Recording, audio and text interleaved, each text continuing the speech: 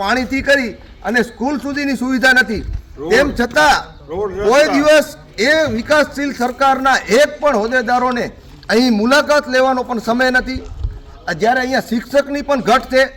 અત્યારે 1 થી કરી અને 5 ધોરણના છોકરાઓ અહીંયા અભ્યાસ કરે છે, છતાં એક જ શિક્ષક છે.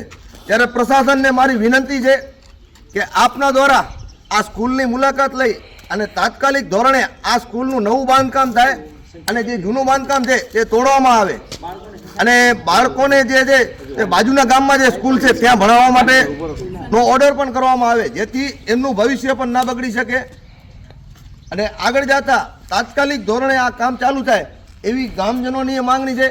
આપ ગામજનો વિશે પણ સાંભળજો કે માજી સરપંચ છે, ગામના લોકો છે, શું શું કહેવા માંગે છે. આપણે અત્યારે મળ્યા છીએ પચાણભાઈ માજી સરપંચ છે. પચાણભાઈ, આપણે શું કહેશો આ સ્કૂલ વિશે? સ્કૂલ આખી એકદમ જર્જરી છે અને પડવાની હાલતમાં છે અને કોઈ નેતા આજ સુધી કોઈ નેતા આવીને મુલાકાત લેતા નહીં. જિલ્લા પંચાયત, તાલુકા પંચાયત કોઈ આવતા નથી અમારા એમએલએ આવતા અને અમને ખબર નથી કોણ અમારા એમએલએ છે, અમે જોયા નથી. વરસાદે અમારો ગામ બુડમાં હતો ત્યારે પણ કોઈ નેતા આવ્યા નહોતા.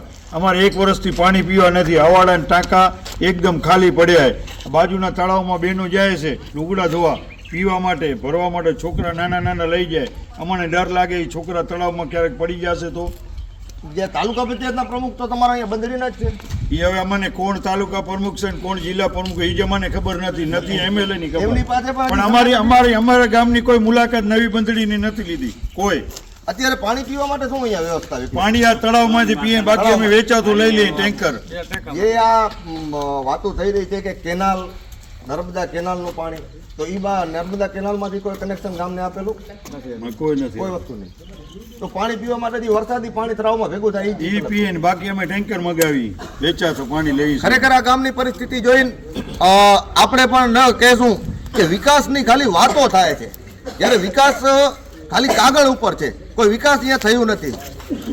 અને અંદર આપણે જોયું હશે કે બાળકોએ જે આપણે જવાબ આપ્યો કે આ સ્કૂલ ક્યારે પણ પડી શકે એમ છે અને અંદરના તમામ બાંધકામ અત્યારે એટલી હદે ખરાબ છે કે ક્યારે પણ આ બાંધકામ તૂટી શકે છે. જેથી પ્રશાસનને મારી વિનંતી છે કે ટૂંક સમયમાં આ સ્કૂલ બાબતે કોઈ યોગ્ય નિર્ણય લેવામાં નહીં આવ્યો તો ઉગ્રથી ઉગ્ર આંદોલન કરી અને તાલુકા પંચાયત અને જિલ્લા પંચાયત પ્રમુખનો ઘેરાવ કરવામાં આવશે. જય ભીમ, જય ભારત. करके डिसाइड किया है कि अगर 1 हफ्ते में यहाँ की सुविधाओं का नोंद नहीं लेती है सरकार, तो सारे गांव की लेडीज और जेंट्स मिलके हिजरत करके प्रांत कचहरी जाएंगे और प्रांत कचहरी में जो मामलतदार है, नायब मामलतदार है, डिप्टी कलेक्टर है, उन सबको रहने खाने की व्यवस्था करने की तैयारी रखनी पड़ेगी. तो ये मालती बहन को एक मैसेज है हमारी तरफ से. बहन तरफ से अब हमें तो ऐसा लगता है कि इतनी परेशानी है कि गांव को छोड़कर हमें कहीं और जाना पड़ेगा. लाइट की बहुत परेशानी है. मिसाल शाला है, इसमें बहुत परेशानी है. एक ही शिक्षक है और 1 से 5 कक्षा का रूम वाइट है, बच्चे पढ़ नहीं पाते पूरे.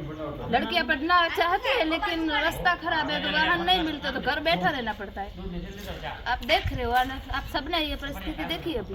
बेटी पढ़ाओ बेटी बचाओ ये नारे लगाने वाले मत कीमती है, ये मत कीमती है, पर किस लिए कीमती है? उसके लिए कीमती है, वो मत लेकर चले जाते. हम तो ऐसे ही रहते. बहुत बड़ी बात बोली इन्होंने. बहुत बड़ी बात है ये कि मत कीमती है लेकिन सरकार के लिए कीमती. બેન તમે કયો ગુજરાતીમાં કયો? ગુજરાતીમાં વ્યવસ્થા કઈ નથી, ગટર લાઈન નથી, રસ્તાની નથી, ગામમાં નિશાળની નથી. અમારે 1 થી 7 સુધી ધોરણ નિશાળનો ખબર છે. પછી અમારા બાળકો ઉપરથી આવડા ફોડા પડે તો બાળકો ઉપર લાગે તો અમારે તકલીફ થાય. અમારા ગામમાં બહુ તકલીફ છે. ગાયોને પીવા પાણી નથી, મરસાને પીવા પાણી નથી. અમારા ગામમાં તકલીફ છે બધી.